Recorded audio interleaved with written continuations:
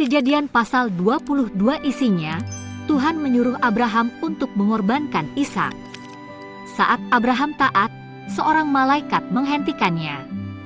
Tuhan menyediakan seekor domba jantan sebagai gantinya dan memberkati Abraham. Ayat 1. Setelah semuanya itu Allah mencoba Abraham. Ia berfirman kepadanya, "Abraham," lalu sahutnya, "Ya, Tuhan." Ayat 2. Firman-Nya, "Ambillah anakmu yang tunggal itu, yang engkau kasihi, yakni Ishak, pergilah ke tanah Moria dan persembahkanlah dia di sana sebagai korban bakaran pada salah satu gunung yang akan kukatakan kepadamu." Ayat 3. Keesokan harinya pagi-pagi bangunlah Abraham, ia memasang pelana keledainya dan memanggil 2 orang bujangnya beserta Ishak, anaknya, ia membelah juga kayu untuk korban bakaran itu, lalu berangkatlah ia dan pergi ke tempat yang dikatakan Allah kepadanya. Ayat 4. Ketika pada hari ketiga Abraham melayangkan pandangnya, kelihatanlah kepadanya tempat itu dari jauh. Ayat 5.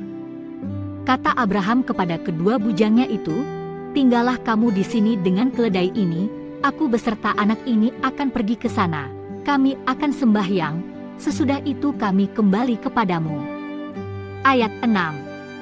Lalu Abraham mengambil kayu untuk korban bakaran itu dan memikulkannya ke atas bahu Ishak, anaknya, sedang di tangannya dibawanya api dan pisau. Demikianlah keduanya berjalan bersama-sama. Ayat 7. Lalu berkatalah Ishak kepada Abraham, ayahnya, "Bapa."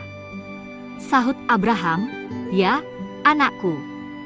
Bertanyalah ia, "Di sini sudah ada api dan kayu, tetapi di manakah anak domba untuk korban bakaran itu?" Ayat 8. Sahut Abraham, "Allah yang akan menyediakan anak domba untuk korban bakaran baginya, anakku." Demikianlah keduanya berjalan bersama-sama. Ayat 9. Sampailah mereka ke tempat yang dikatakan Allah kepadanya. Lalu Abraham mendirikan mezbah di situ, disusunnyalah kayu, diikatnya Ishak, anaknya itu, dan diletakkannya di mezbah itu di atas kayu api. Ayat 10. Sesudah itu Abraham mengulurkan tangannya, lalu mengambil pisau untuk menyembelih anaknya. Ayat 11. Tetapi berserulah malaikat Tuhan dari langit kepadanya, "Abraham, Abraham." Sahutnya, "Ya, Tuhan." Ayat 12.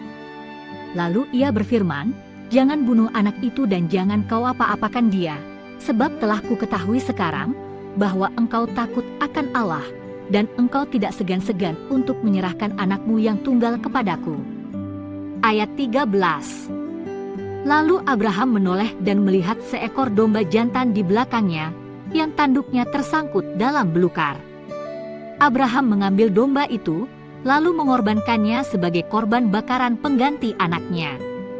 Ayat 14.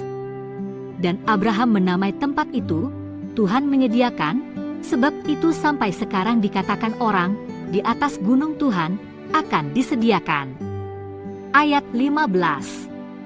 Untuk kedua kalinya berserulah malaikat Tuhan dari langit kepada Abraham, ayat 16. Katanya, "Aku bersumpah demi diriku sendiri, demikianlah firman Tuhan, karena engkau telah berbuat demikian, dan engkau tidak segan-segan untuk menyerahkan anakmu yang tunggal kepadaku." Ayat 17.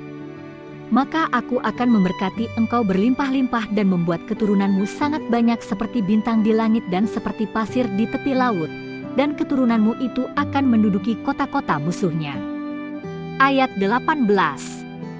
"Oleh keturunanmulah semua bangsa di bumi akan mendapat berkat, karena engkau mendengarkan firman-Ku."